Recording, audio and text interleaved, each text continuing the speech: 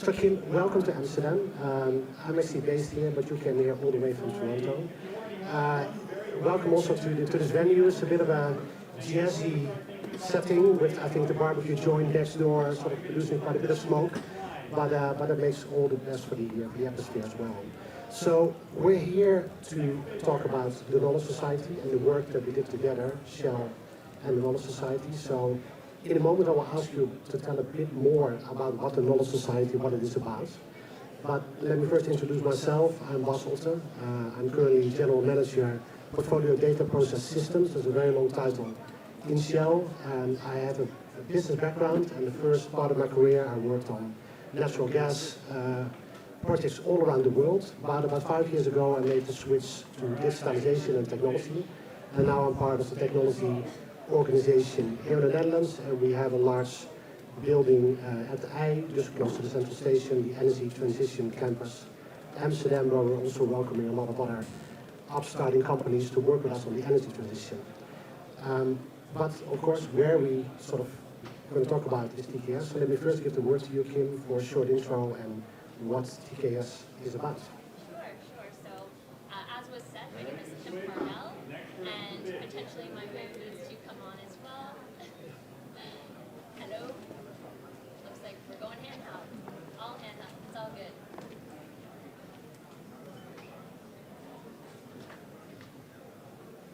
Okay, and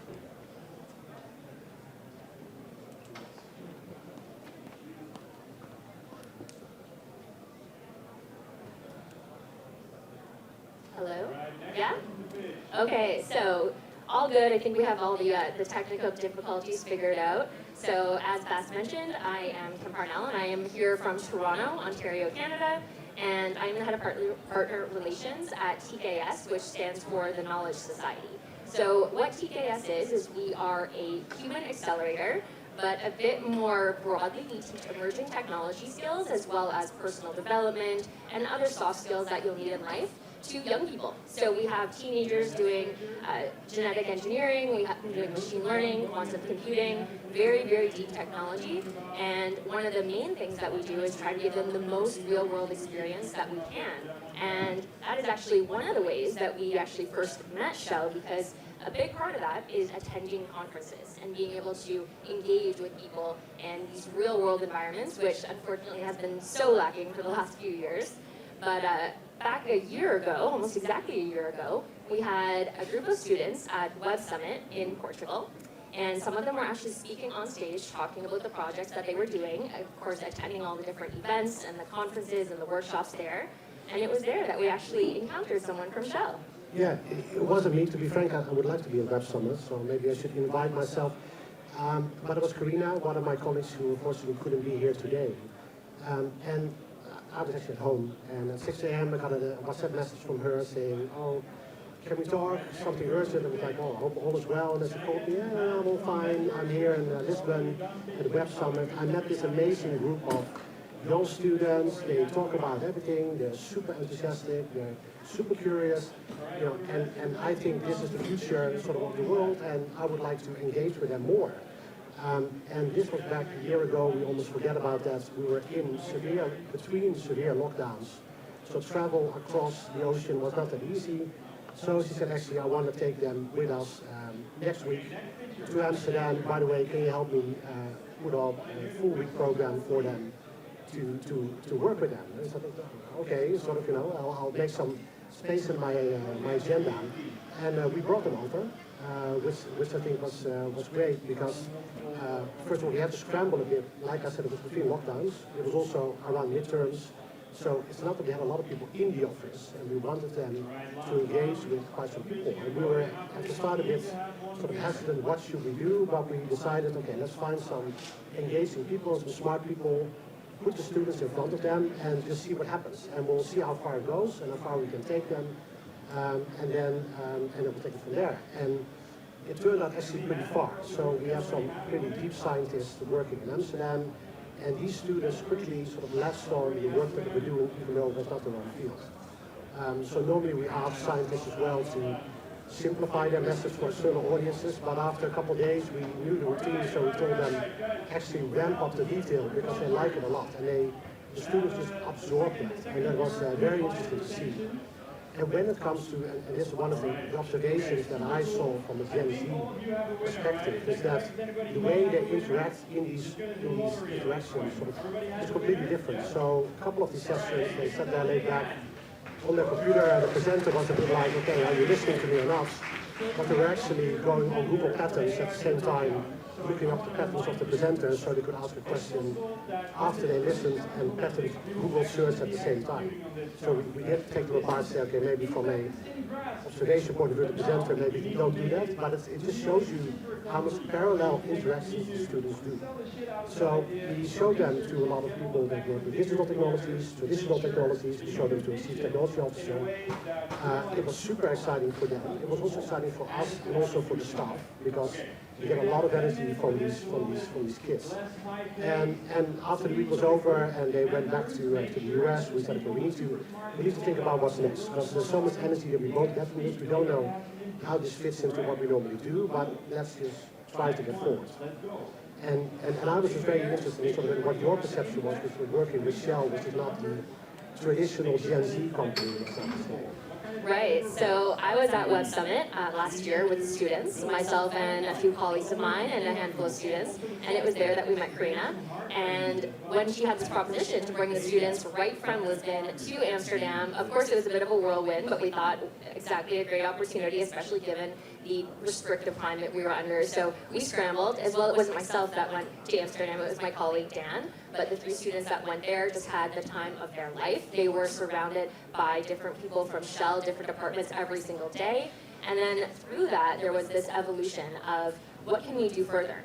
Now, I will say that initially there was a bit of a reservation from the young people. I mean, typically people that are in that Gen Z, Gen Z demographic, you know, Shell, oil and gas is not something that they traditionally feel like supporting, to be frank. They feel like they want to be part of the climate evolution, and they don't, or they didn't, I should say, see Shell as one of the companies that would help solve that. But through being at the Energy Transition Campus with you and then learning a little bit more about what you're doing, all of the resources that you have towards making us a more climate conscious society and world, they began to realize that if there was going to be change in the sector, it likely is going to come from the companies that are already entrenched in there. So they help then spread the word and evangelize, working with Shell a little bit amongst their peers. And that's when we thought, okay, how can we progress this partnership further? What else can we do? So one of the things that we do at TKS is involve the students with larger organizations to work on what you might call a bit of a consulting challenge. We have 2 different groups, our first years and our second years. The first years we have them work with different organizations in their Innovate year, but it was actually the second year, so the Activates, that got to work with Shell, and that evolved into a partnership for what's called our PI Challenge. And PI stands for Problems Incentivized Economically. Because it's nice to have, you know, different climate initiatives, it's nice to have things that are going to help different populations across the globe, but at the end of the day, if they're not economically incentivized, they're likely not going to come to fruition. So we did approach Shell and discuss this PI challenge, this problem incentivized economically, and Shell was on board. So the students were presented with a challenge statement of how can Shell help pioneer the world in becoming a net zero emitter by 2050. That's basically all they got. That was their problem statement. They, of course, were able to scour the internet. There's public information on Shell because it is, of course, a publicly traded company. And they were given that problem statement and given about 5 weeks to go away and come up with some ideas. So after that... No, that's, we together with the TKS, we developed this problem statement, because normally when we do a hackathon or something else, we make it quite specific. And I said, no, zoom out, make it general. And we said, okay, well, we'll see what happens. So we did give them a small briefing, but this is basically sort of some briefing on the energy system that you could find on the web, so publicly available information. Shell publishes energy scenarios, so we gave them that, and that's it. We left it to them to come up with a problem statement and then also the underlying technical and economic assumptions. And I think before we go to the results, I think sort of one thing that I wanted to highlight as well is why we were so excited to work with this Gen Z, this generation as well, because we do see indeed, being aware of Shell's reputation, ultimately the energy system is so complex and the challenges are so large. Digitalization and energy transition are the big two trends that are happening now, and we see them come together. And actually working with the next generation of leaders to help inspire them to think about these problems, that is really what sort of drove us as well. Because ultimately, we will not be around to finish all of this as people our age, so they're the people that need to do it. So having them think about, and that generation tends to be very much focused on digitalization, but less so on complex energy systems. So bringing them on board on that was one of the things we did. So we let them roam free with this challenge, 5 weeks. We're like, okay, we'll see what comes back, and then after a couple of weeks, got a phone call. We got 3 finalists. We'd like to present them to you in a panel session. So what happened then was quite insightful for me as well. So they presented it, three groups. It was all virtual, and we were really positively surprised, even though we had some experience with the children as well, on what came back, actually on 3 levels. So first of all, the material looked super polished. So we actually told them, combine theoretics with sort of economic and technical backup. And what they presented looked like a pitch deck. So basically a mini business plan that they presented, that embedded videos. It looked frankly better than a lot of pitch decks that I've seen from startups. Very polished to that point. But the content is what really sort of blew us away as well. So these are students, 15, 16, sort of high school, but they themselves upskilled themselves in 2 weeks, thought about a problem, went into very difficult subjects like net ocean engineering, process optimization, combined that with information, economic information they could find anywhere. So annual reports, government statistics, scientific reports, all of that, and came back with a proposed solution. Will all the numbers be right? Probably not, but they put it in this right way. And what I really liked as well, they even scoured LinkedIn and they said, if we would take this further in Shell, then we'd like to talk to these people. And being a corporate, well, if you work in a corporate, it's a very complex matrix organization, but they did pick out the right people. So that was the second layer that really, really surprised me. Now the third one was actually the way they presented this. So they pitched it, that was very professional. But for many of them, that was the first time that they did it. They were all spot on time. But one of the team members, when they started presenting, the video went wrong, they couldn't present the pack. And they very quickly, so this is a nightmare for anyone that needs to pitch anyway if you're professional. But they are like, okay, 1, 2, 3, I'm going to start. She's going to fire up the backup PC, I'm going to start talking, and very quickly picked up from there. And that is, we're going to realize that some of the things that we blame Gen Z for having, sort of short attention span, quickly going all over the place, this context switching, if put in a structured environment, can actually be a real advantage. And that was one of the things that I definitely observed as well. That's amazing to hear, of course. We do a lot of work with the students, so it's actually a 10-month program. They attend alongside the school year. It is sort of an extracurricular in a sense, but it's a lot more like playing a competitive sport than just a hobby. It's very intensive, so along with the deep tech training, we also do presentation training, building decks, all of that. So it's obviously wonderful for me to hear and for other people at TKS to hear that it came across so polished and professional. And some of the ideas that they came up with seemed pretty interesting as well. How were people at Shell, how did they think about the different ideas that were presented to them? Were these things that you had already thought about, or were these new takes on some of the different approaches? I think a bit of both. So some of it is definitely things that were on our radar, but I think because we expose them to so many different parts of an organization, they're also able to combine different learnings from different parts of the organization. I think the one thing that is also their competitive edge, they are very invested in Web3, in metaverse, in VR, AR, and blockchain, but often already beyond the gimmick stage.